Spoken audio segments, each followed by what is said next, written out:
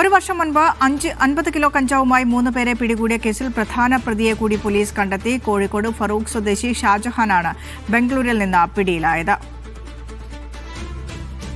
ജംഷീർ കൊടിഞ്ഞി തന്നെയാണ് ഈ വാർത്തയുടെ വിശദാംശങ്ങളുമായി ചേരുന്നത്. ജംഷീർ, എന്താണ് ഈ വാർത്തയുടെ വിശദാംശങ്ങൾ? വിൽപ്പനയ്ക്കെത്തിച്ച 50 kg കഞ്ചാവുമായി 3 പേരെ കൊണ്ടോട്ടി ഐക്കരപ്പടിയിലെ വാടക വീട്ടിൽ നിന്ന് കഴിഞ്ഞ വർഷമാണ് ഡാൻസർ സംഘം പിടികൂടിയിരുന്നത്. ഈ കേസുമായി ബന്ധപ്പെട്ട് അന്തർ സംസ്ഥാന ലഹരിക്കടത്ത് സംഘത്തിലെ പ്രധാനിയാണ്, അല്ലെങ്കിൽ ഈ കേസിലെ ഏറ്റവും പ്രധാനപ്പെട്ട പ്രതിയാണ് ഇപ്പോൾ പിടിയിലായിരിക്കുന്നത്.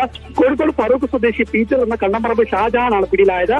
ഫറൂഖ് പെരുമുഖം പാർണക്കണ്ടി വീട്ടിൽ സോനു എന്ന ജിബിൻ, പെരുമുഖം സ്വദേശി ജാസിം, പുളിക്കൽ പെരുമ്പലം സ്വദേശി ഷഫീഖ് എന്നിവരെ മുൻപ് നേരത്തെ പിടികൂടിയിരുന്നു.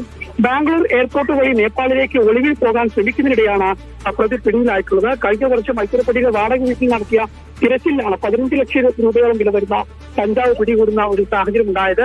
പിടിയിലായ ഷാജഹാൻ കൊണ്ടോട്ടി, വാഴക്കാട്, വളാഞ്ചേരി സ്റ്റേഷനുകളിൽ ലഹരിക്കടത്തുമായി ബന്ധപ്പെട്ട് കേസ് നിലവിലുണ്ടെന്നാണ് പോലീസ് പറയുന്നത്. ഏതായാലും ഈ കേസിലെ പ്രധാന പ്രതി കൂടിയാണ് പിടിയിലായ ഇയാൾ. ശരി ജംഷീർ.